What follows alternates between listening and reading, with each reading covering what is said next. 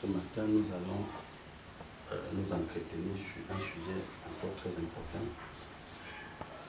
qui est parti d'un verset de la Bible, dans le psaume 125.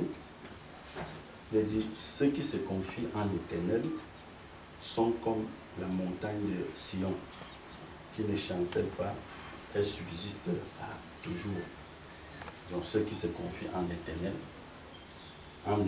sont comme la montagne de Sion, qui ne chancelle pas, elle subsiste à toujours.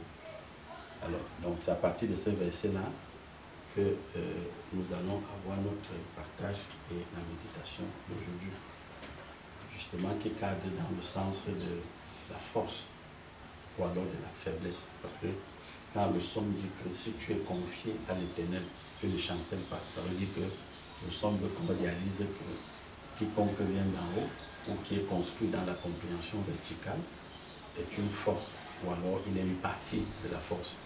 En lui, il n'y a justement pas, comme on disait, la faiblesse. Mais ça ne veut pas dire que dans son quotidien, on ne le voit pas passer dans les événements. C'est deux choses différentes. Parce que dans la religion, on a fait croire aux gens que quand quelqu'un dit qu'il vient d'en haut ou bien qu'il est serviteur de l'Éternel, il n'a pas d'événement.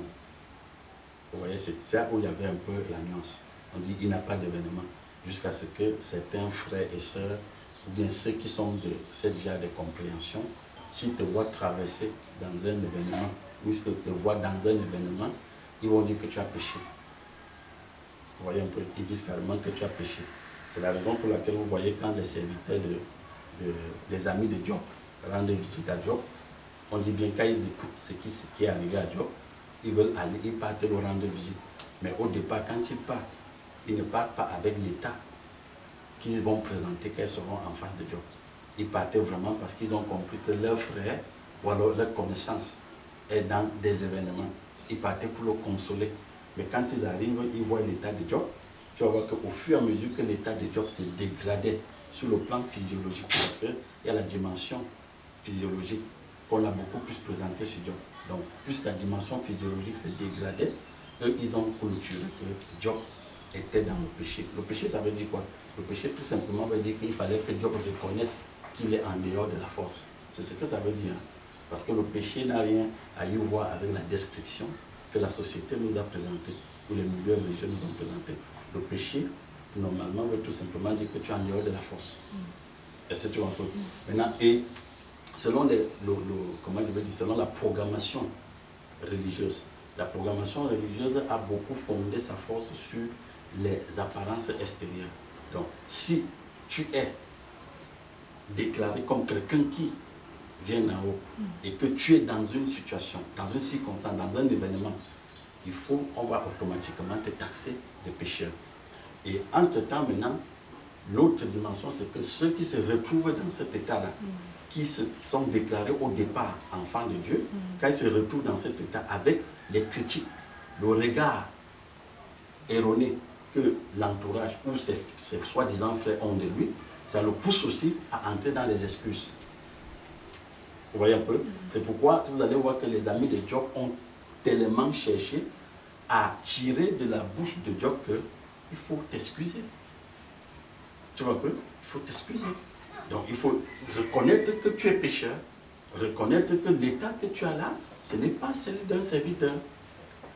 Est-ce que tu vois ça? Donc, et c'est de ça que nous allons parler ce matin, les excuses, les réserves d'excuses, parce que vous allez voir que on a poussé, la manière dont on a programmé tout le monde, on a amené les gens à vivre dans les excuses. Et je ne parle pas des excuses dans la version où on dit dans les milieux, ou même dans les milieux politiques, que j'ai reconnu que j'ai eu tort, je m'avais demandé pardon. Ce n'est pas de ça que je parle. Je parle des excuses dans la dimension où quelqu'un ne se développe pas. Est-ce que tu vois un peu ça? Parce qu'il faut bien comprendre cette nuance-là. Parce que quand quelqu'un dit « je viens d'en haut », c'est-à-dire « ou alors je suis construit dans la force », normalement, on doit avoir une progression, on doit avoir un développement. La force s'exprimer en lui au quotidien. Bon, aujourd'hui, quelqu'un te dit même « je suis à la Rose-Croix », mais tu ne vois pas une puissance se dégager en lui. Parce que, observez aujourd'hui, hein, le monde, ça ne se cache plus. Hein. Il y a deux tendances. Il y a ceux qui réclament carrément que nous sommes serviteurs de Satan. Il y a d'autres qui réclament carrément, nous sommes serviteurs de Dieu. Bon, maintenant, on veut voir la force. On veut voir cette source, cette projetée à l'extérieur. Et les deux tendances, chacun s'excuse. Hein. Chacun s'excuse. Nous avions rencontré des gens à la franc-maçonnerie, et qui est un témoignage que, je pense, un frère nous donnait. Il disait que un monsieur qui a fait 19 ans à la franc-maçonnerie, il est sorti de là tout simplement parce qu'il y a eu un événement dans le monde. Et l'événement était tellement brutal pour le petit peuple que lui-même, il a été touché par l'événement. Il allait voir le grand maître, il lui dit, mais qu'est-ce qui se passe? Le grand maître lui-même ne comprend pas.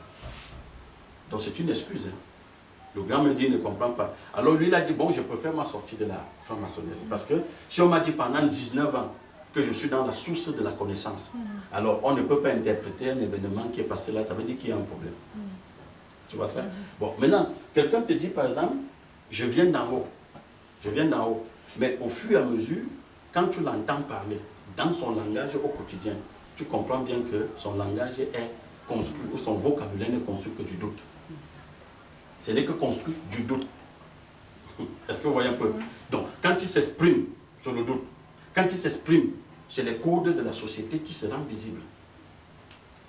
Est-ce que vous voyez ça? Donc, ça fait en sorte que quand tu vas l'amener sur le terrain dans lequel il se déclare en tant que leader ou en tant que appartenant à la source, il va te dire, ben, tu sais, personne ne peut vivre comme Jésus. Hein? Personne ne peut vivre comme Jésus. La dimension de Jésus, il est resté à Jésus. N'est-ce pas? Donc personne ne peut vivre comme Jésus. À un moment, il te dit, mais écoute, je ne suis pas Dieu. Hein? Personne ne peut être comme Dieu. C'est de ces excuses dont je parle. Et les excuses ont vu le jour. Les excuses, nous allons voir que les excuses, c'est une construction mentale venant de la société. C'est une construction. Et les excuses vont se papiller dans notre quotidien et dans tout ce que nous allons faire au quotidien. Vous allez voir par exemple que quand un enfant échoue l'examen, vous allez voir qu'il va chercher une liste d'excuses. Vous voyez un peu? La première chose qu'il va indexer, soit c'est son école, soit c'est son professeur, n'est-ce pas? Soit c'est qu'il n'y avait pas le courant à la maison. Papa ne me donnait pas le petit déjeuner. Est-ce que tu vois un peu? Je n'avais pas assez de moyens. Vous comprenez un peu? Quelqu'un échoue son programme politique. Il te dit non, c'est les colons qui ont mis les bâtons dans les roues au niveau des politiciens. La France m'a gêné. C'est la France qui m'impose. Tu comprends un peu? Quelqu'un échoue au niveau de son assemblée. Il te dit carrément que non, c'est les fidèles. Parce que les fidèles n'adhèrent pas. Et quelqu'un même quitte son adhérence. Ce à quoi il adhère. Tout simplement parce qu'il dit que ben, les autres sont partis. Il dit bon, si les gens sont partis de l'église, moi aussi j'arrête. Tu comprends bien qu'il ne savait même pas quoi il était en train de faire. Il ne comprenait même pas de quoi il était question. Est-ce qu'on se comprend? Alors, c'est où tu comprends, c'est où vous allez comprendre très bien que les excuses étant une programmation, étant quelque chose de très dangereux, j'ai regardé un peu dans le dictionnaire pour chercher vraiment ce que veut dire excuse. J'ai trouvé des antonymes, des synonymes, selon le monde, hein, parce que le monde a toute une définition qui donne l'excuse. Il nous dit ceci, j'ai mélangé tout, antonyme, synonyme et même la définition étymologique du mot excuse. On te dit par exemple absurde, blanchir, n'est-ce pas? C'est justifier. Quand les gens veulent se justifient, les gens aiment se justifier. Et ce qui m'a toujours intéressé, c'est que dans les milieux religieux, ce mot justifier, c'est où vraiment elle est très accentuée, parce que les gens veulent protéger leur image. Les frères et les sœurs, ils aiment protéger leurs images, ils aiment blanchir ce qu'ils sont. Donc les gens aiment se justifier, éviter, disculper. Donc les gens veulent disculper, les gens sont stigmatisés. Donc quand quelqu'un est stigmatisé, tu vois, à un moment, il va entrer dans les excuses. Mais le problème, c'est que ce que nous n'avions pas compris, c'est que cette dimension qui a été présentée à la société, c'était pour que personne ne puisse aller trouver en réalité ce qu'il faut faire pour entrer dans la force. N'est-ce pas? C'est pourquoi il y a eu le mot excuse. Chacun peut s'excuser. On dit reconnaître que tu as eu tort. Reconnaître que tu t'es trompé. Et la Bible m'intéresse souvent parfois parce que tu vois, quand on amène le Christ devant le Saint-Grain, quand vous voyez le souverain sacrificateur, lui pose la question, parce que lui ne va pas, il ne contourne pas. il se lève, il dit, je veux te poser juste une question. Es-tu vraiment le fils du Très-Haut? Tu comprends un peu? Et il fait ça, il le fixe. Et dans une dimension, quand on dit le souverain sacrificateur dans le Sanhédrin, c'est comme si on est au Parlement. Imaginez qu'on te place au Parlement ou au Congrès américain. On te pose une question pour te montrer que ce que tu es en train de déclarer au monde là, on va semer le doute. Il faut que tu... Parce que les gens qui te regardent, c'est des énergies qu'ils émettent. Et tous ceux qui te regardent là, ils veulent que tu dises que tu n'es pas le Fils de Dieu. Et c'est parce qu'on comprend ça. C'est une dimension mystique. C'est pourquoi vous voyez, nous parfois, nous entrons dans les compromissions quand on est devant des circonstances, surtout avec la famille. Vous voyez un peu? Je peux parler surtout avec la famille, parce que pour certains qui ne sont pas dans le cadre professionnel, c'est leur famille. Tu es devant dans la famille, un collège collégial de la famille, alors on te pose des questions et on te fixe, on dégage, on émet des énergies envers toi pour t'amener à t'excuser, à régner ou à nier ce que tu es en train de déclarer que tu es. Est-ce que tu vois ça? Alors, le monsieur, le Sanhédrin, le souverain lui demande, est-ce que tu es vraiment le fils? Il lui dit, mais regarde comment il lui répond simplement. Mais j'ai donné des enseignements en public. Hein. Je ne me suis pas caché.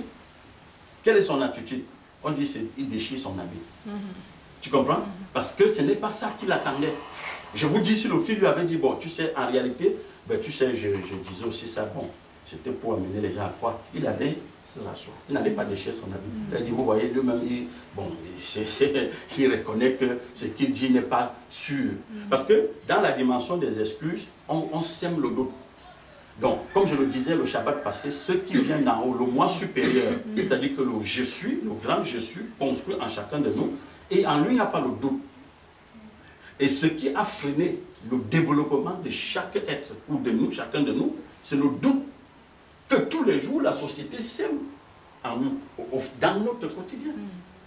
Alors, depuis notre enfance, vous allez voir que on a construit des vieilles habitudes en chacun de nous, qui se présentent sous forme d'excuses, les vieilles habitudes. Nous devions réaliser que devenir, c'est-à-dire que derrière chaque circonstance se trouve le divin. C'est ce que nous disons parfois ici, que les événements et les circonstances n'est pas un sujet, ne devrait pas être un sujet de moquerie ou de honte. Ça devait être réalisé par chacun de nous que c'est une énergie de propulsion. Voilà pourquoi quand quiconque, les gens qui ne s'excusent plus, c'est-à-dire parce qu'il y a des gens qui s'excusent eux-mêmes, hein, c'est-à-dire ils ne s'excusent pas devant le public, mais ils s'excusent lui-même. Vous savez pourquoi? Parce qu'il sait déjà qu'il a passé tout le temps à s'auto-flageller. Il y a des gens qui s'auto-flagellent. Tu comprends pas? Vous suivez parfois dans les thérapies, on dit à quelqu'un que, mais pardonne-toi toi-même, non? Pardonne-toi.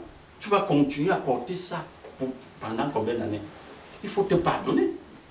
Vous voyez quelqu'un qui a le remords que non, si l'enfant du voisin tombe au puits, c'est parce que je n'étais pas... Chez les Blancs, c'est très courant. Mais l'enfant est mort parce que j'étais discrète. Vous voyez un peu? Quelqu'un dit, j'ai fait l'accident, j'ai tué ma femme. Mais on lui dit, c'est un accident. Il dit, non, c'est parce que j'étais au volant. Mais qu'est-ce que tu pouvais faire? Vous voyez, qu'est-ce que tu pouvais faire? Donc, il veut, à un moment, il n'arrive pas, tu vois un peu, à aller au fond de lui, comprendre. Pourquoi? Parce qu'il n'a pas compris que c'est un événement, que c'est une circonstance. C'est des êtres construits pour fonctionner à partir de ce qui est visible. Voilà, c'est pourquoi j'appelle ça des habitudes. C'est-à-dire qu'une dimension qu'on a construite dans la société, qu'il interprète tout à l'extérieur. Mais dès que tu réalises que la circonstance ou l'événement, la situation dans laquelle tu t'es trouvé, derrière cet événement, c'est le divin. C'est le je suis. Celle-là qui est construite en toi, mais tu n'entres pas dans les excuses. Tu entres plutôt dans la quoi? Dans la force, dans la bénédiction. Pourquoi? Parce que s'il n'y a pas de circonstances ou d'événements, il n'y aura pas de construction. Je me répète, s'il n'y a pas de circonstances ou d'événements, il n'y aura pas de construction. Bon, maintenant, la société a conçu le mot excuse pour que justement tu ne te déconstruis pas. Et c'est parce qu'on se comprend. Pour que tu ne te déconstruis pas. Est-ce que vous voyez un peu? Et vous voyez parfois, dans une situation, la société est terrible. Hein? Dans une situation, toi-même, comme dit la société, parce qu'il y a la raison et le tort. N'est-ce pas? On te dit, la société dit que même si tu as raison, demande pardon, tu sais que c'est un grand. Vous suivez ça parfois, généralement dans notre société. On dit, mais est-ce que tu peux discuter avec un grand? Demande pardon. On est en train de te construire dans la stupidité. Et à un moment, tu vois, ce que tu deviens là, c'est ce que tu vas communiquer à l'entourage qui est autour de toi. On te fait fonctionner dans une société ou dans un milieu où tu ne connais pas qui est derrière les événements. Et pourquoi tu crois vraiment que c'est un grand? Mais parce que tu regardes à l'extérieur.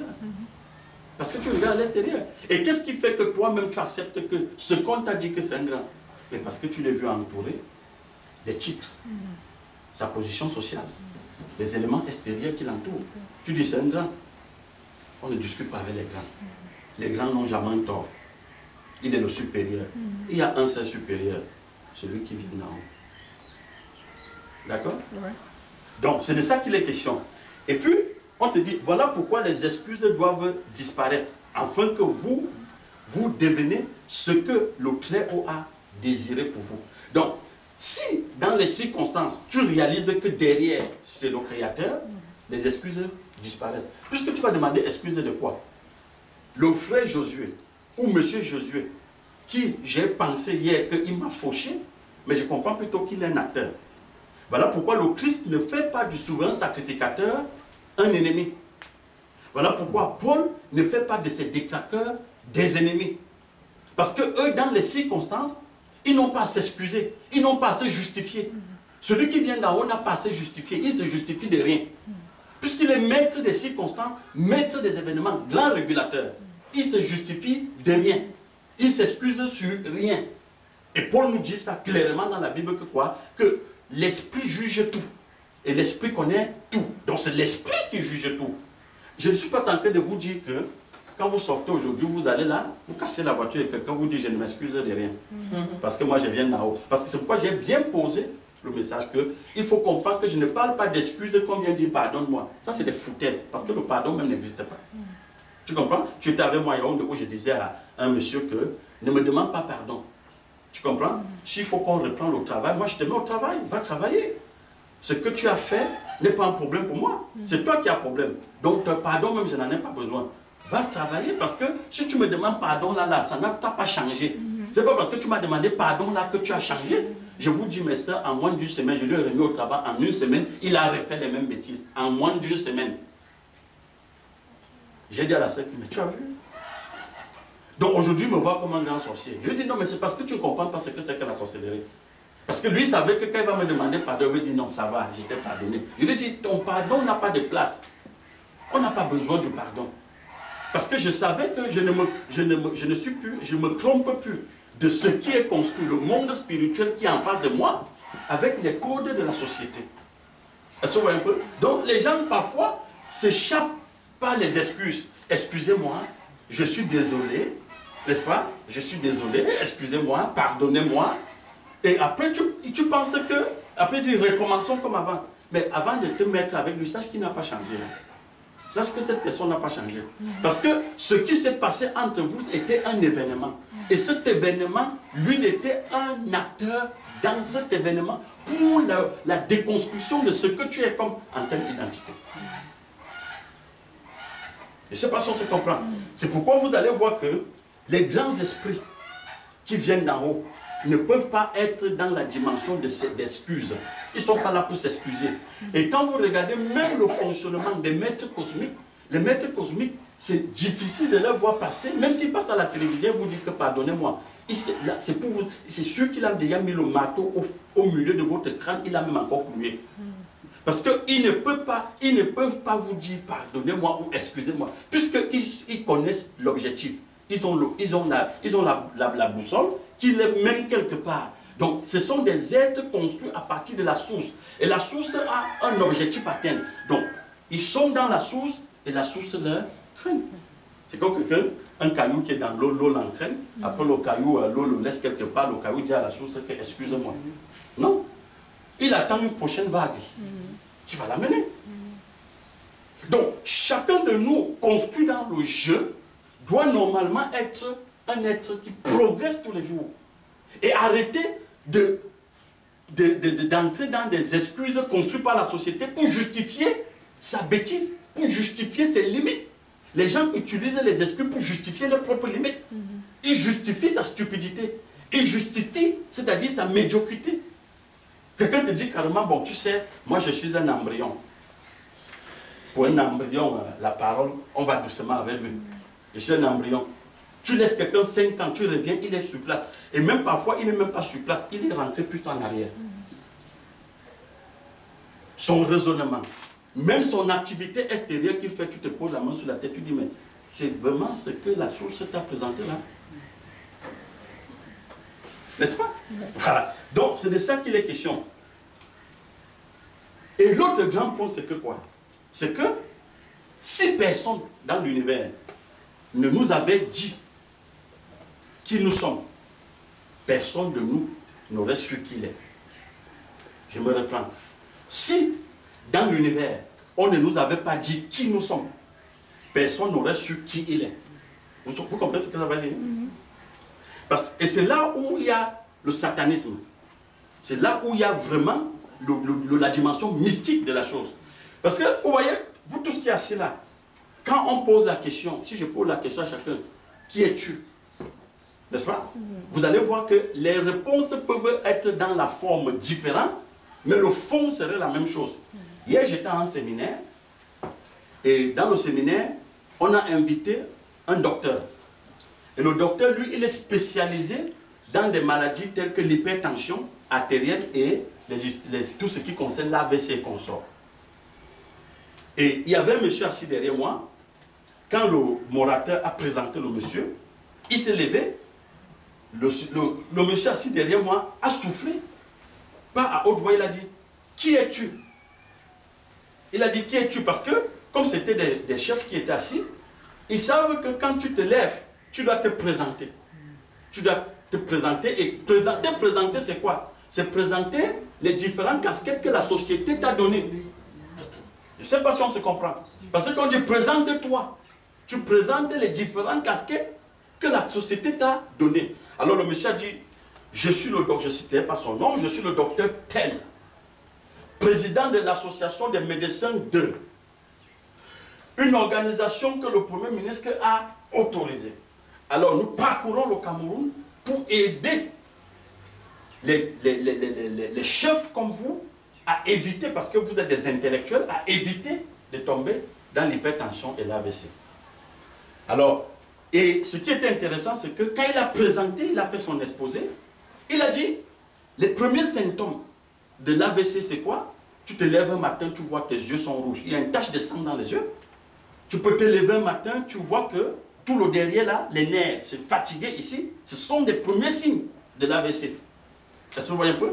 Et après, il dit le troisième point, c'était le stress. Et dans le stress, il a cité les choses comme la colère, la jalousie, vous voyez un peu? La vengeance, et tout et tout. Et dans le point de comment éviter ça, il a dit, il faut éviter absolument l'alcool. Première chose. Alors tout le monde, quand il a dit ça, moi, je savais que la salle allait rire. Comme tout le monde est assis et ça, il sait que c'est des buveurs. Ils ont fait, oh, tu vois. Il a dit, non, je vous le dis, vous deviez fuir l'alcool. Si vous en faites trop, quand on trouve l'alcool dans ton sang, ça doit être trop 30 grammes. Le sel de cuisine, le cube, vous voyez, il n'a que balancé des choses que les gens sont accrochés. Alors, à la fin, je lui dis, mais quand elle a fini d'exposer, tout le monde, à la fin, il a captivé l'attention de tout le monde. Et il a présenté son livre. Les gens achetaient le livre. Et à la fin, moi, je lui dis, mais donc, il y a une chose que tu n'as pas présentée. Il dit quoi? J'ai dit, mais tu n'as pas dit qui tu étais. Il dit, non, mais j'ai dit que... J'ai dit, non, tu n'as pas dit qui tu étais. Il dit, mais comment ça? Je lui dis, mais donc, tu ne m'as pas dit que toi-même, tu es la colère. Tu es la haine. Tu es la jalousie. Il dit, attends, vous êtes philosophe? J'ai dit, non. Il dit, je suis plus qu'un philosophe. Je voulais que tu présentes à mes collègues la dimension métaphysique de ce que tu as raconté là. Je lui dis, regarde, quand tu t'es présenté, tout ce que tu as dit est à l'extérieur. Il dit, ben là, vous avez raison. Est-ce que tu comprends? Alors il me dit, mais qui es-tu? On s'est changé de contact. Il dit, je reviens à Kribi, il faut qu'on se voie. Il dit, tu sais mon petit, parce que c'était un monsieur, hein? Il me dit, tu sais mon petit, je dis non. Il me dit, chacun doit rester dans son couloir. Alors ton couloir là est un autre angle vraiment qui est très haut. Alors le mien, c'est comme, je dis que non, le tien c'est un programme. On appelle le tien un programme. Et je dis, comme tu avais affaire au programme, tu les as balayés. Il dit, si c'est ça, c'est le programme. Il dit, c'est de ça que je parle. Et c'est ça que j'appelle les habitudes et les schémas culturels. Ces schémas culturels construits à l'extérieur par la société au fond de nous est devenu nos habitudes. C'est devenu nos habitudes. Jusqu'à ce que quand on faille, on tombe sur un point que la société a construit, on commence à s'auto-flageller. On dit, mais tiens, cette année c'est une année blanche. Je n'ai pas pu scolariser mon enfant. Quelqu'un dit, mais tiens, oh, aïe. Vous voyez, il a mal. Qu'est-ce qui lui fait mal? Les codes sociaux. Est-ce que vous voyez un peu? Ces vieux schémas culturels, ces habitudes. Je n'ai pas pu enterrer ma mère comme il fallait. Oh, le mariage de ma fille n'était pas la dimension que j'attendais. Est-ce que vous voyez un peu? Mais pourquoi je suis né dans une famille pauvre? Moi, je dis souvent aux gens que si c'est trop de peine pour toi, que tu vois que tu es né dans une famille pauvre, et que quand on te présente comment sortir des schémas culturels, tu dis c'est trop dur. Parce qu'on va entrer dans la liste des excuses, que c'est trop dur. Mais prépare-toi aussi à vivre dans la joie du stress, dans la joie de la souffrance. Parce qu'on peut aussi choisir vivre dans la souffrance. On peut choisir vivre dans la souffrance. C'est ce que le Christ a fait avec Judas. Si on prend ça sous la forme image, il a dit celui qui va tremper sa main. Donc c'est une façon de lui dire sors de la souffrance. Mais il a fait le choix de rester dans la souffrance. N'est-ce pas? Voilà. Donc, si personne ne m'avait dit qui j'étais, je ne saurais pas qui je suis. Alors moi, je me pose la question, qui suis-je? Ou alors, qui êtes-vous? Qui êtes-vous? Alors, vous savez comment j'ai répondu ça? À partir de certains versets. Moi, je réponds ce que j'ai répondu.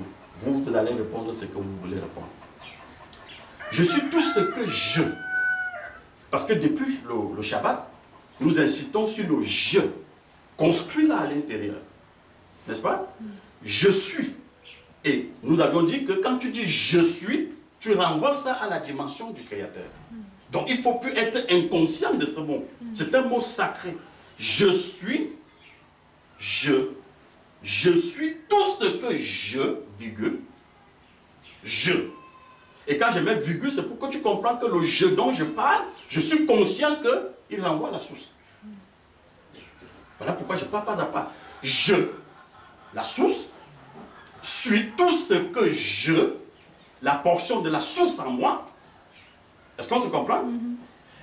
Virgule, et seulement je, la source, choisit d'être en ce moment et dans tous les moments futurs ou du présent continu. Je ne sais pas si vous avez compris ma réponse.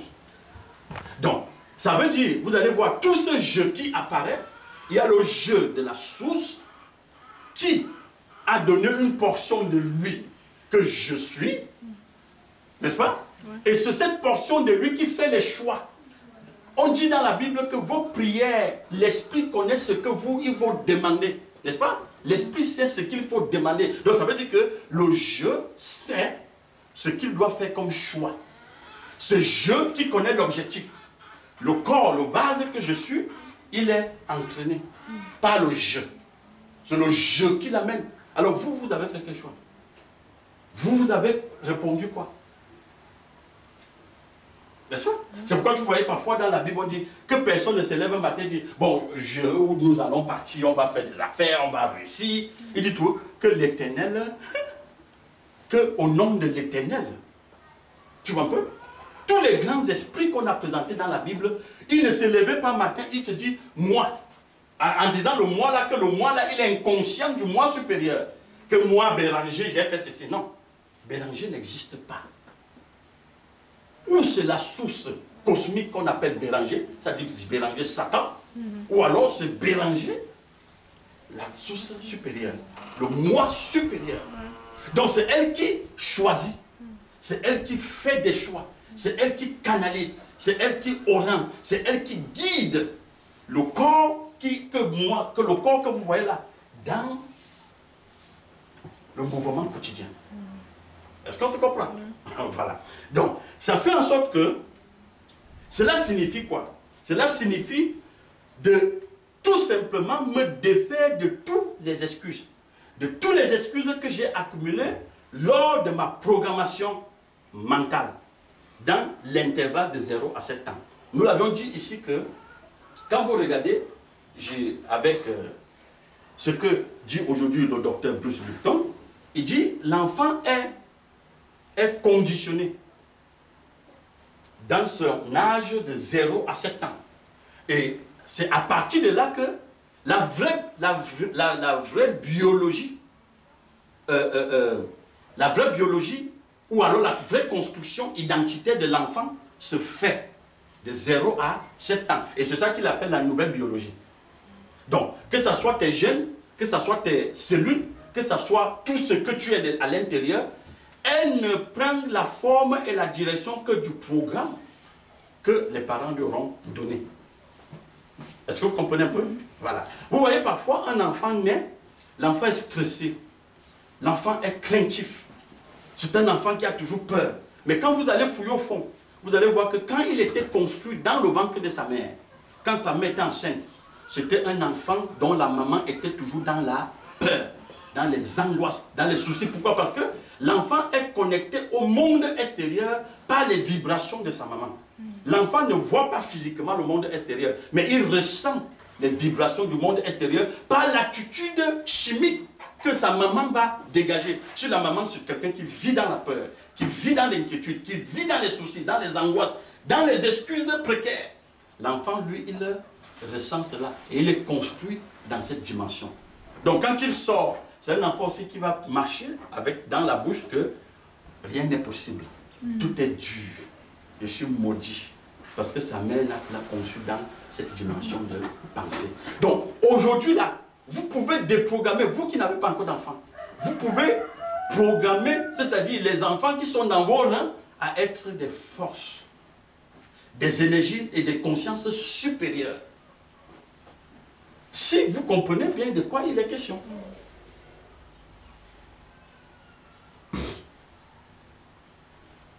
Ben c'est ça. Voilà pourquoi je disais, vous vous souvenez, il y a peut-être 3, 7, 5 ans, je disais toujours aux gens que ne supplie pas quelqu'un de dire qu'il vient croire, entre parenthèses, hein, quand on était à la région. Parce que tu voyais parfois les gens supplient pour te parler de Jésus. Tu n'as pas besoin de le supplier pour lui parler de ça. Puisque c'est impératif pour lui.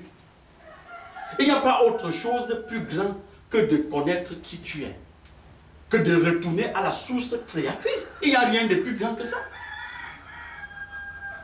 Quand on veut te montrer où tu peux trouver le travail, on te supplie.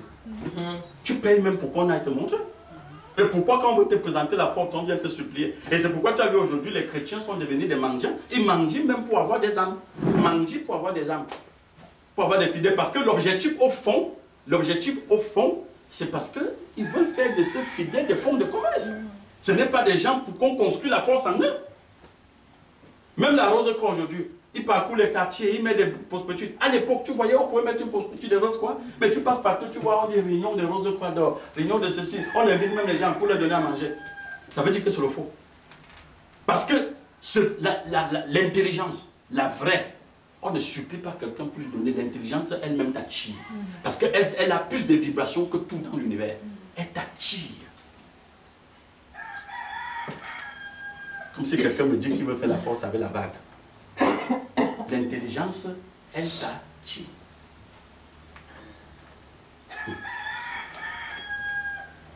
Donc c'est ça. Alors, la société a pris du temps à construire chacun de nous. Alors, dans le contenu de ce programme est ceci. Quand la société nous a construits, vous allez voir que dans tous les niveaux et dans toutes les dimensions, peu importe le rang social de chacun, ceci découle toujours de nos bouches. Je ne peux rien faire. Ce sont des excuses, hein? Non, je ne peux rien faire. Quand ça va pas, on dit, tu sais, c'est la vie, hein? Tout le monde fait comme ça. Tout le monde, c'est qui? Après, tu dis, je ne suis pas du monde. Mais en même temps, tu dis, tout le monde fait comme ça. Même dans les milieux, les milieux de Dieu. Tout le monde fait comme ça. C'est pourquoi on te dit, quand tu vas dans l'histoire de l'Église, on te dit, Constantin aurait demandé. Il a dit, moi je ne persécute plus les chrétiens. Mais tout ce que je leur demande, c'est qu'au moins chaque année, une fois par an, qu'on reconnaisse quand même que je suis roi. Et on prend la cendre, on met en mon nom. C'est tout, non? Parce que les rois qui l'avaient précédé, craquaient les chrétiens pour les tuer. Mais les chrétiens disent, mais si ce n'est que ça, on pense quand même prendre la cendre que j'étais, c'est rien. Mais pour finir aujourd'hui, cette dimension de cendre est devenue une habitude. Ça construit leur intérieur. Ça construit leur identité, leur personnalité intérieure. Donc ils sont entrés dans ce qu'on appelle la compromission. Il te dit non, mais si on ne fait pas, on va fermer l'église. Et tu dis l'église, c'est quoi? Il dit le bâtiment. Mais s'il avait compris que l'église, c'est la source, c'est le jeu qui est à l'intérieur, qui peut le fermer? Je a besoin d'une autorisation pour s'exprimer. Je a-t-il besoin d'une autorisation pour circuler? Je a-t-il besoin d'une autorisation pour parler? Mais non.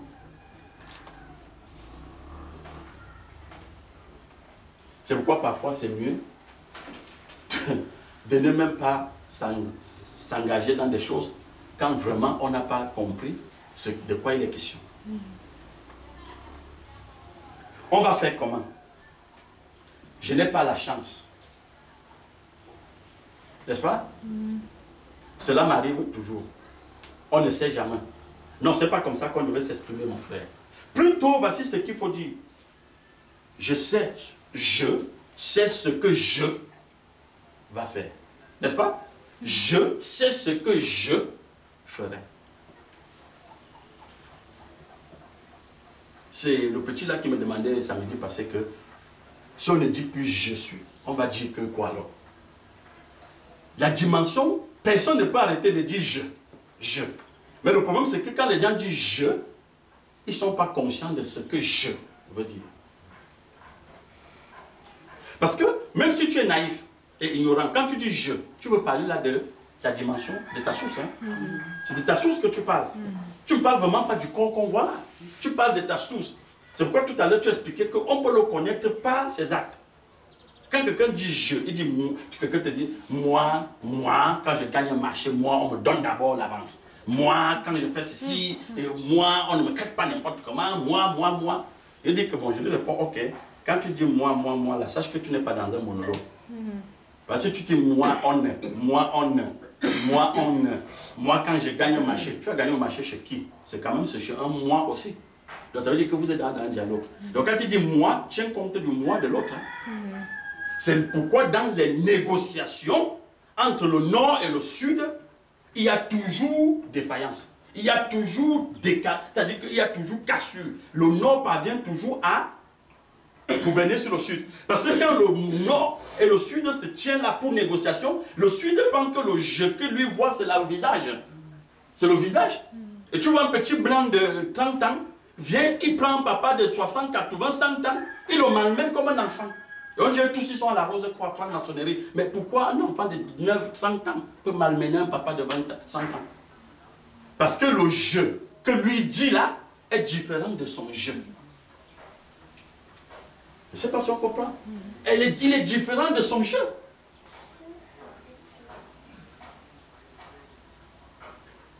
Devenir conscient de ma source intérieure. C'est très important. Ça va réguler beaucoup de choses en vous. Même vos fréquentations, vos relations, vos projets, vos déplacements. Ça va réguler tout ça. Si tu commences à réaliser qui est à l'intérieur.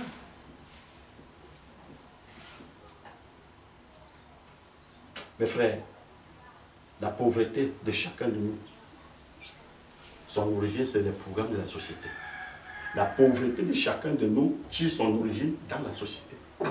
C'est pourquoi aujourd'hui, vous voyez, les pauvres, je parle là de pauvres même sur le plan matériel, les pauvres restent pauvres et les riches continuent à être riches. Parce qu'ils n'ont pas le même regard que le pauvre a. Quelqu'un qui me disait que j'ai compris que je dois mépriser l'être humain. Et puis alors on lui dit que, mais comment il peut dire ça? Mais pourtant, c'est un message qu'il transmettait. C'est un message qu'il transmettait. Je sais ce que je peux. Votre langage de droit peut être sémé, construit à partir du doute. Ben maintenant, comment tu peux vivre, parler, si tu n'es pas dans le doute, si tu ne connais pas qui tu as à l'intérieur de toi? Puisque ce qui est à l'intérieur de toi qui est ignorant, mais c'est elle qui s'exprime en tant que le doute. C'est elle qui s'exprime. Parce que l'objectif, c'est que tu ne te connais pas, tu ne te découvres pas, tu ne comprends pas qui tu es.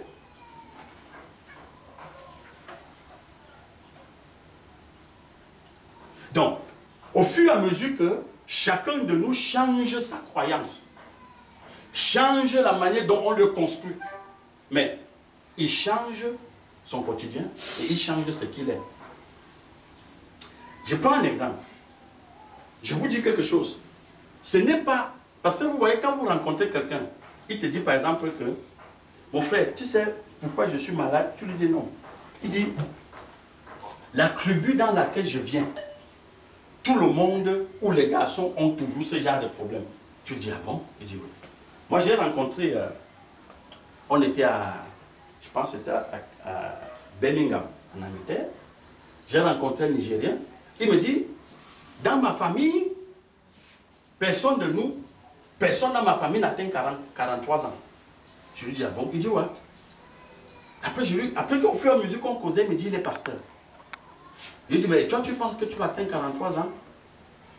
Il dit, vraiment, il ne sait pas. Mais il pense que comme il a remis sa vie à Jésus, ça va aller. Est-ce que vous voyez un peu ça? Tu rencontres quelqu'un, il te dit carrément, tu sais, dans notre tribu, ou dans notre famille, notre maladie, c'est la dysenterie. Il dit notre maladie. Hein. Il dit notre maladie.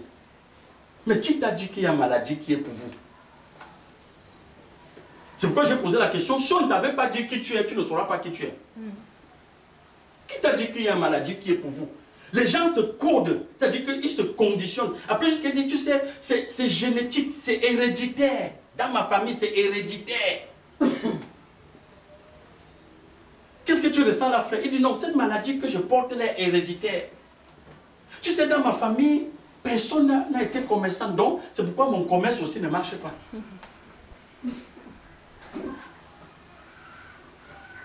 Tu vois ça? Non, chez nous, personne, même dans mon quartier, personne n'a allé en Europe. Moi, je vois souvent Madagascar, Yaoundé. On te dit non, personne n'a allé en Europe. Donc, nous, on ne peut pas. Jusqu'à les gars, parfois, ils disent que mais le quartier est maudit. Personne n'est parti de là, il est parti en Europe. Donc, vous voyez qu'on comprend qu'on est béni parce qu'on est allé en Europe. Tout le monde, ce sont les sous-là. Ce sont les sous-là. On te dit, mais tous les jeunes là ont eu le bac. Et personne n'a eu. Jusqu'à la maman lui répète, tu penses que toi, avec ton bac là, que tu vas venir faire quoi? Personne ici ne s'est élevé. Personne ne s'est élevé. Toi, tu penses que tu peux faire l'exception? Est-ce que vous voyez un peu? Hier, j'étais avec un de mes collaborateurs, avant-hier. Le gars voit, j'ai fixé un grand portail, l'arrière. Après, il regarde, il me dit, monsieur, il dit oui, il me dit, depuis là, je regarde la barrière, là, je veux convoiter ça. Mais je sens au fond de moi que je ne peux pas faire ce genre de barrière, ce genre de portail. Je lui dis, pourquoi? Il dit, même penser, je n'ai même pas envie de penser que je peux le faire. Il dit, mais comment tu peux te limiter comme ça, mon frère? Il dit, même pas, il sent bien que parce que le portail lui parle. Il veut ça. Il dit, mais il chasse même de sa tête que je ne peux pas voir ça. Bon, qui lui dit que c'est moi qui peux avoir, lui ne peut pas voir? Ce sont ces schémas culturels. Les schémas culturels sont des virus mentaux. construit là au fond de vous.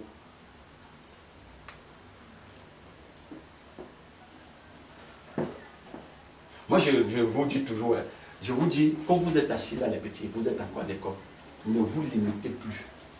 Si tu sens au fond de toi que tu vas être président au Cameroun, crois à ça. Tu me comprends?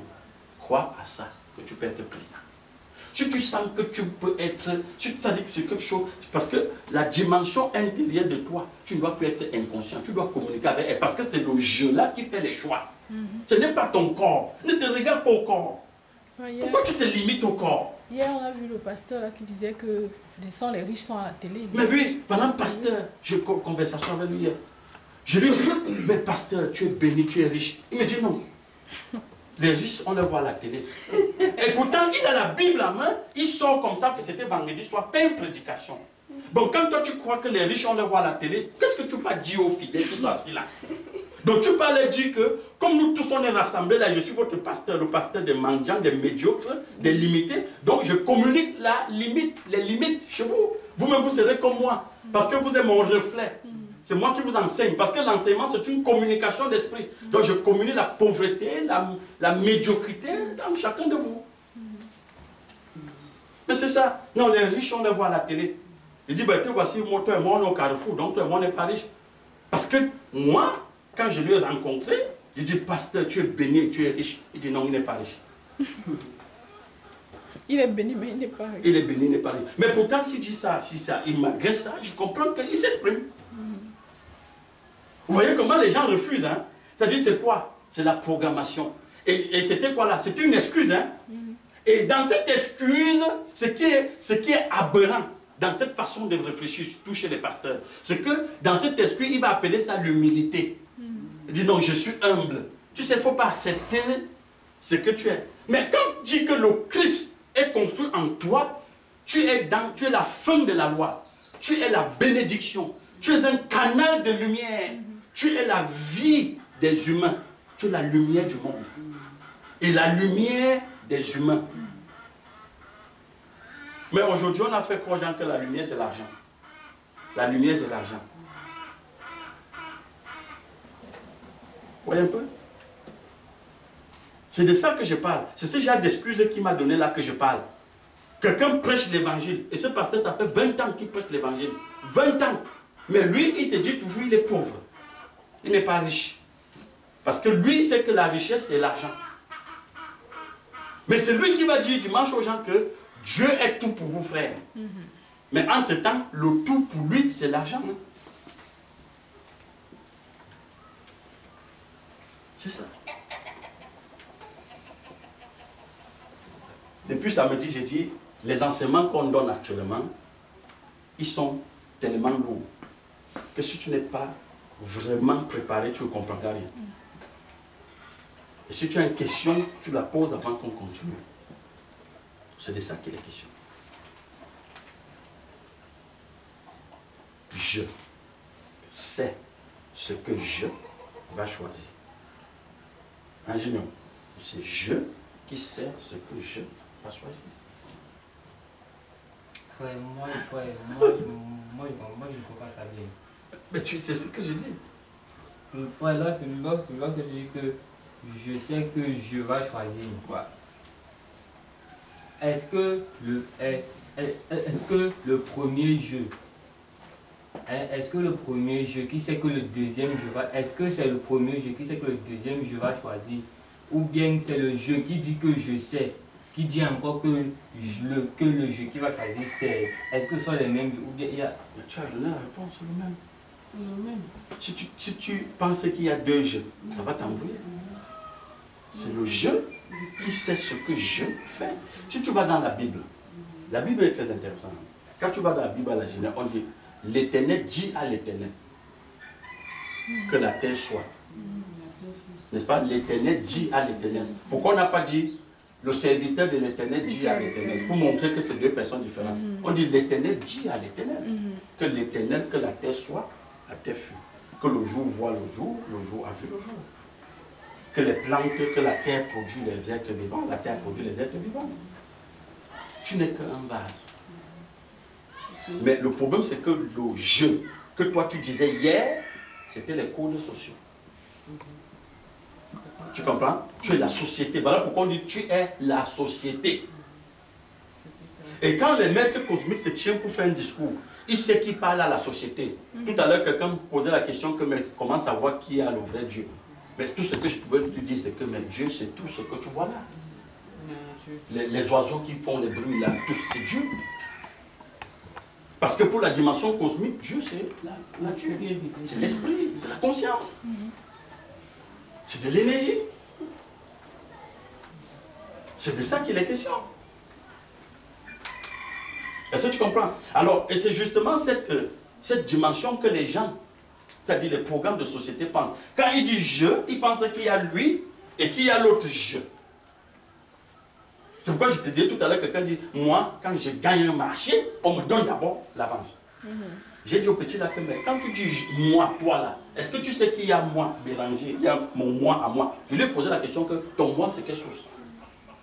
Parce que moi je connais le mien. Est-ce que tu comprends?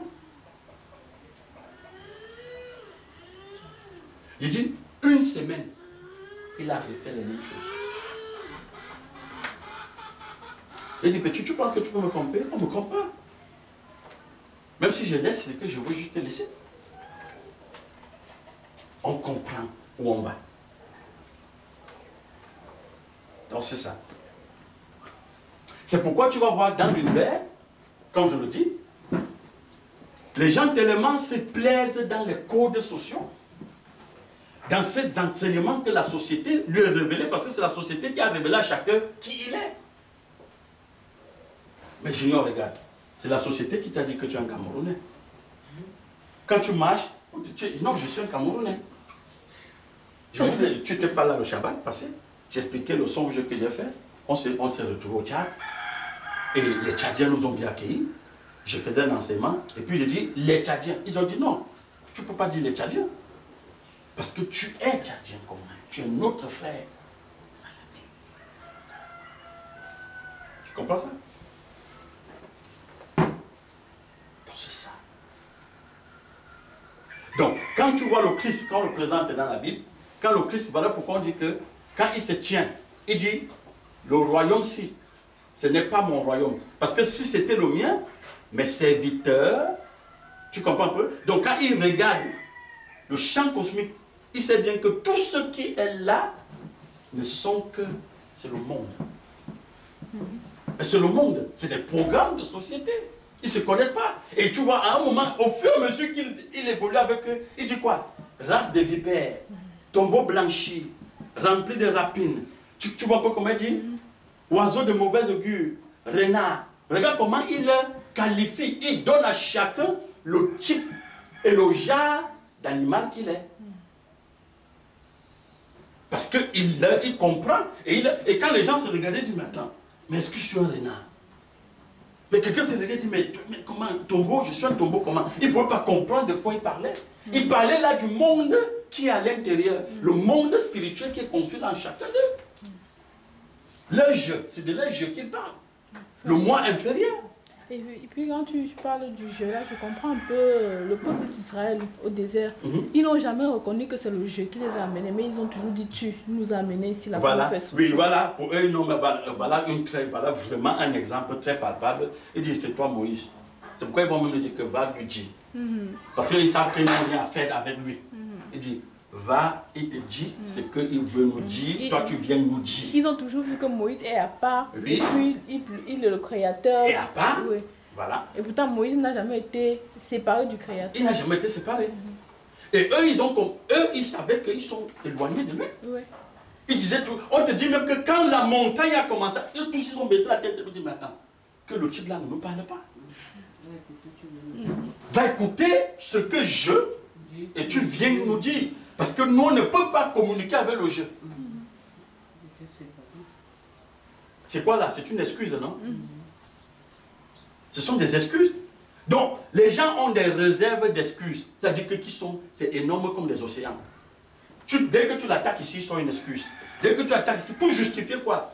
Les limites, la bêtise, la médiocrité, la paralysie spirituelle. Et on rencontre tellement aujourd'hui dans notre société, même des bossus mentaux.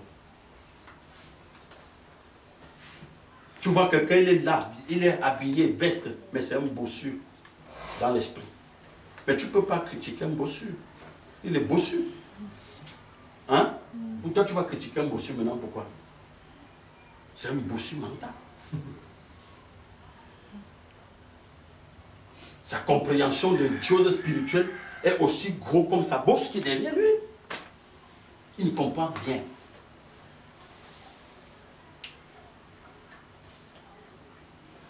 Les bossus mentaux. Donc frère, ça veut dire que si je comprends un peu bien le partage, celui-là qui vient d'en haut n'est pas limité. Il n'est pas limité. Et dans son quotidien, c'est le jeu, toujours. Ouais. Parce que je regardais un peu... et précise qu'il n'est pas là pour s'excuser. Oui, il n'est pas là pour Il s'excuser. ne s'auto-flagelle pas. Oui. Il comprend tout. Je vois quelqu'un qui ouvre peut-être un commerce. Oui. Et puis il dit qu'il vient d'en haut. Il Oui. ouvre un commerce. Après, quand ça ne donne pas, il dit que peut-être c'est parce que je n'ai pas fait l'école de commerce, Voilà. que ça n'a pas donné. Ou alors même, si tu veux, parfois on te dit parce que tu n'as pas fait les rites. Oui. Tu vois un peu? Dans des marchés là, tu n'as même pas besoin d'aller au village. Dans des marchés, on te dit, mais tu n'as pas fait les rites du marché. Les dieux du marché ne t'ont pas accepté. Tu ne t'es pas présenté aux dieux du marché. Est-ce que tu comprends un peu? Tu comprends? Et dans la dimension cosmique, ces choses, c'est des réalités. Hein. C'est des réalités. C'est des réalités. Parce que tu vois, et comme je disais que c'est nos croyances qui nous changent. Ce n'est pas nos origines qui nous changent ou qui nous limitent. C'est ce à quoi je crois qui me limite ou qui me change. Je veux bien qu'on comprenne ça. C'est ce à quoi j'adhère qui me transforme. Ce n'est pas mes gènes. Comme je disais que génétiquement, mon père était malade, je dois être automatiquement malade. C'est faux. Les gènes de chacun de nous ne provoquent aucune maladie. Que ce soit le sida, que ce soit l'AVC, que ce soit l'hypertension, vous ne les avez pas parce que vous avez des problèmes des gènes. Vous les avez parce que vous vous comportez mal. C'est-à-dire que vous avez une mauvaise interprétation de qui vous êtes. C'est là où ça vient. C'est ça à quoi vous croyez qui vous met dans ces états-là. Tu comprends? Dans les symptômes pour résoudre l'hypertension, disait le docteur hier, il dit, il ne faut pas que vous laissez une grande distance entre vous et votre femme. Il faut toujours être avec votre femme. L'amour est important. Tout le monde est à la tête, oh, les gars se regardent. Les papas, tu vois les gens, les dîners assis là, chacun se regarde. Tu comprends pas? Et j'ai dit à un de mes collègues, va chercher ta femme à Yaoundé. Il arrive, j'ai dit que même si tu la ramènes, elle doit avec toi tous les jours. Si tu as l'AVC, tu auras l'AVC. Tant que tu ne comprends pas que tu es un code social et déconstruis ça, tu auras l'AVC. Est-ce que tu comprends? Il dit non, il faut beaucoup d'affection. Les déceptions ne sont pas bonnes. Et en Angleterre, j'ai rencontré une dame. Elle avait la paralysie de tous ce côté des pieds, une Camerounaise. Et justement, le motif que le docteur a dit, c'est ce qu'elle nous avait donné. Elle nous a dit, à l'hôpital, elle a fait 5 ans. Elle était seule pendant 5 ans. Elle vit dans une maison seule, 5 ans. Elle n'a pas eu de rapport sexuel. Elle a été paralysée. Chaque soir, il fallait qu'elle mette son pied dans une cuvette d'eau. Et elle l'attache avec les habits. Vous voyez un peu? Mais tu penses que c'est ça? Mais c'est parce qu'elle s'est définie à l'extérieur. Elle s'est définie à l'extérieur. Et mais, ce qui est intéressant, c'est que moi, j'ai causé avec elle. Je lui demande, mais pourquoi tu es seule? Elle me dit, non, mais tu sais, les Camerounais, quand ils viennent pour moi, c'est parce qu'ils veulent mes papiers. Donc, ça veut dire que c'est ces papiers qui lui paralysent. Hein? Ce n'est pas ça, parce que normalement, ça ne veut pas dire qu'il n'y avait pas quelqu'un pour aller avec elle. Bon, comme elle est égocentrique, elle ne veut pas donner ses papiers à l'autre, mais elle reste seule. Bon, ok, et pour le papier, comme le papier ne peut pas te faire atteindre l'orgasme, tu vas te paralyser. C'est tout. Mais c'est ce que les gens font, non? Les gens donnent des excuses. Je ne peux pas épouser tel gars parce qu'il ne travaille pas. Je ne peux pas prendre telle femme parce qu'elle n'a pas fréquenté. Je ne peux pas faire ceci. Mais bon, reste donc. Tu vas trouver celle qu'elle a fréquentée et tu vas voir ce qui va se passer. C'est de ça qu'il est question. C'est ces excuses-là qui limitent, qui nous mettent dans des maladies, qui nous paralysent au quotidien. Alors, je saute sur la liste des réserves, des excuses. Avant qu'on ne sorte de là, tu vas voir dans le vocabulaire de quelqu'un, il te dit, ça sera difficile.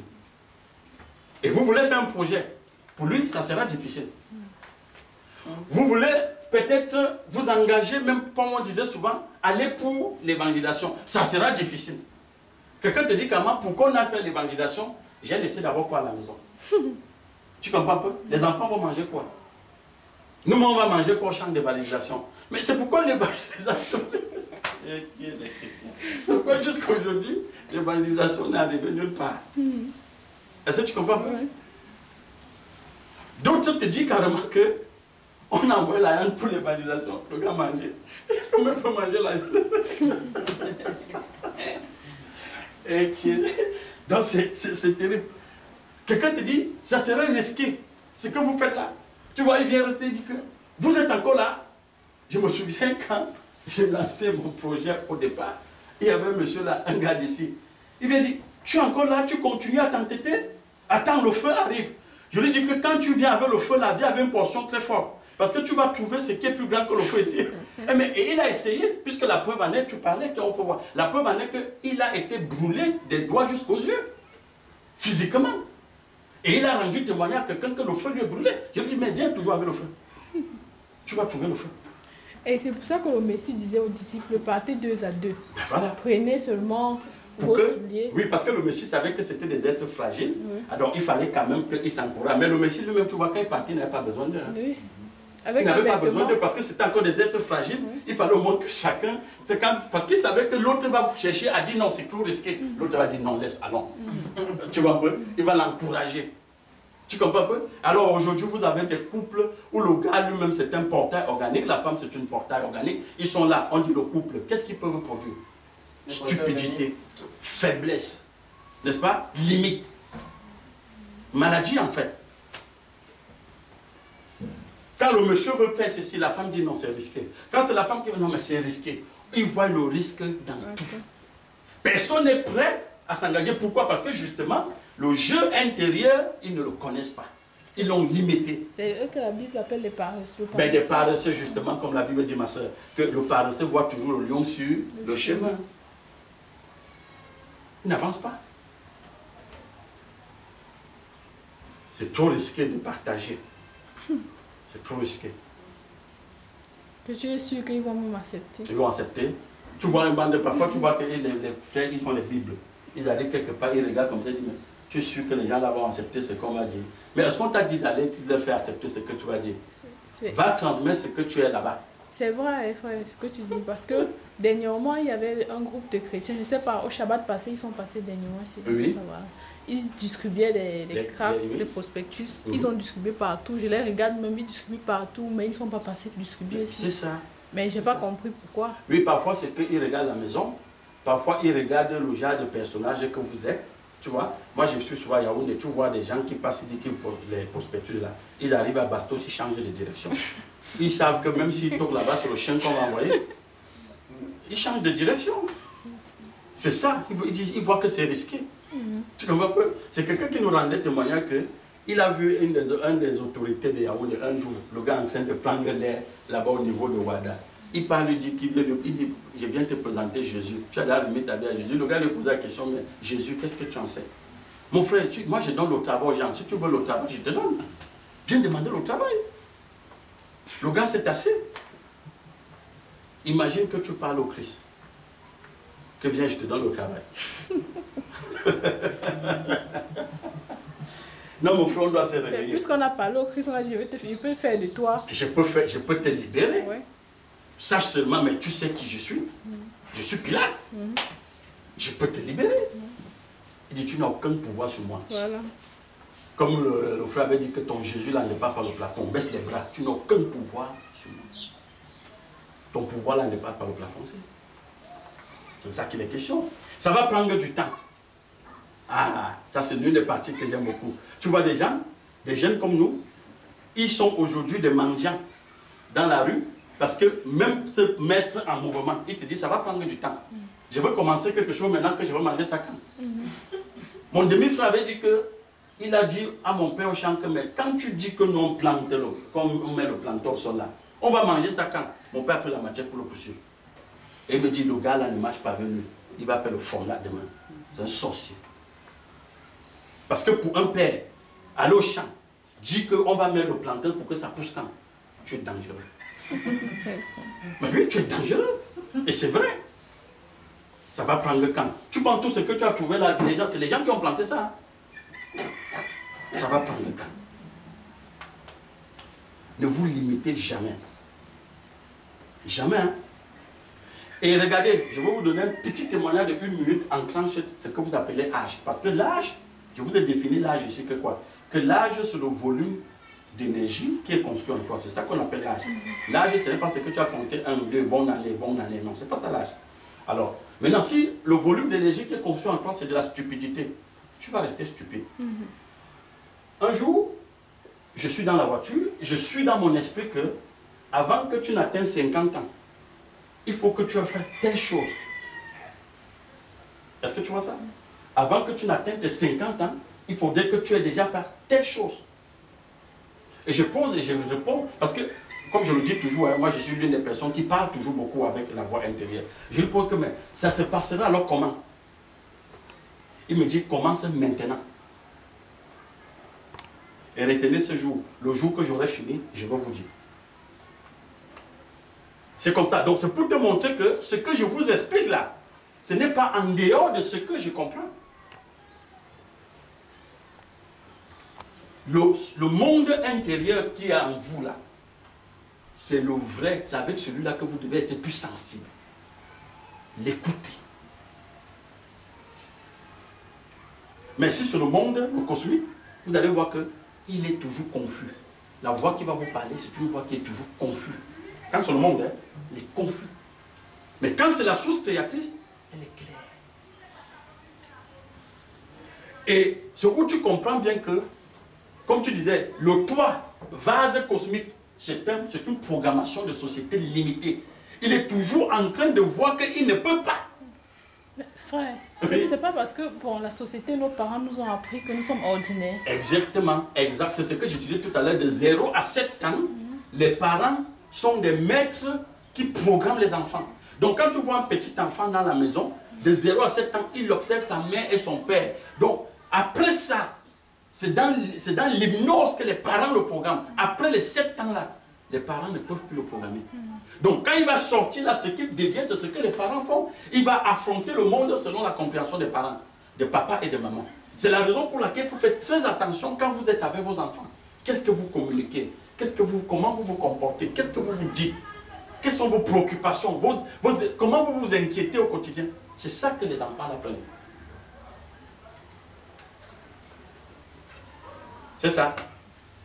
Ça sera un grand familial. Ça sera un grand familial.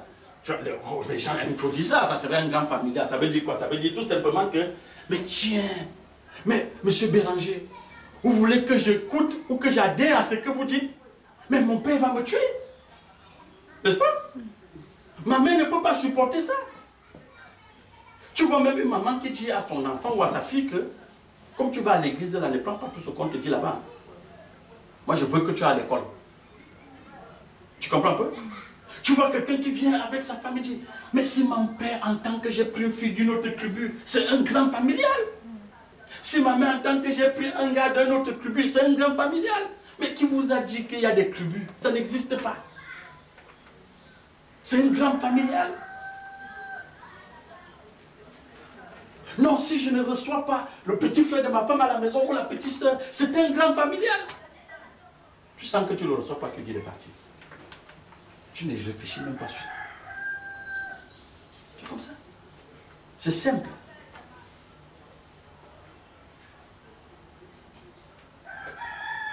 Et les grands familiales, c'est comme aujourd'hui des bornes qu'il ne faut pas toucher.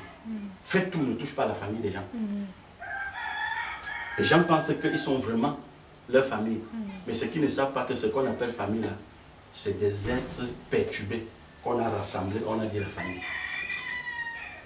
Des inconscients. Donc c'est ça. Je ne le mérite pas. Quand tu dis comment, comme le pasteur l'a fait, je ne mérite pas être que tu m'appelles un riche. Je ne mérite pas. Je ne mérite. Les riches passent à la télévision. Les riches passent à la télévision. Les riches ne sont pas au carrefour la nuit. Je ne mérite pas.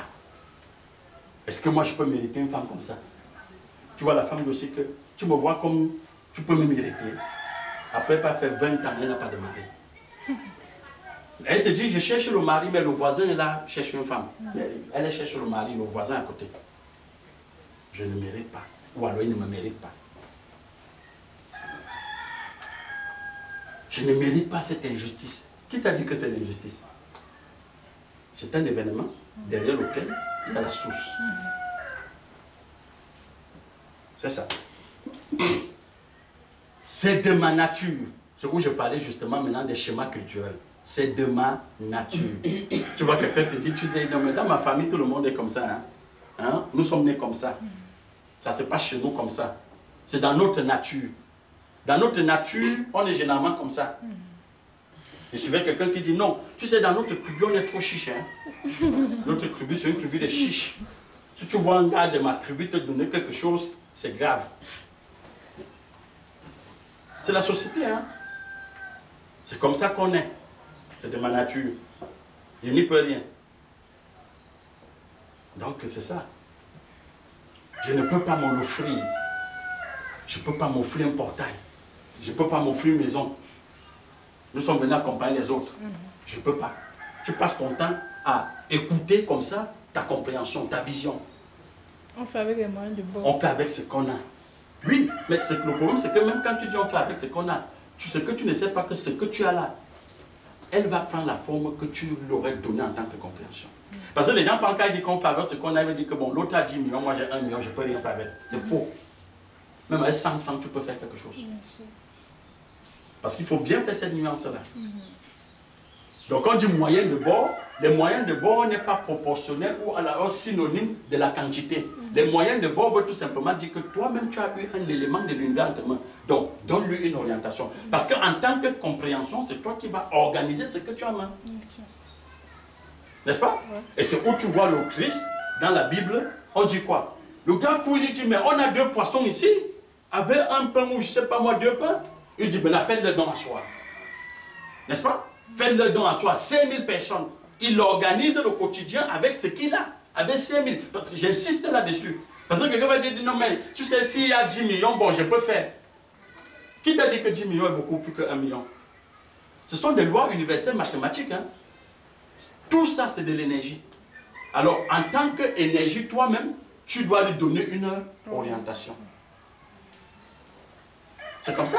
Le Christ a eu 2 poissons et 2 pains, il a fait avec. Pour 5000 personnes. C'est ça qu'on appelle, on dit, you are the multiplier God, the almighty powerful God.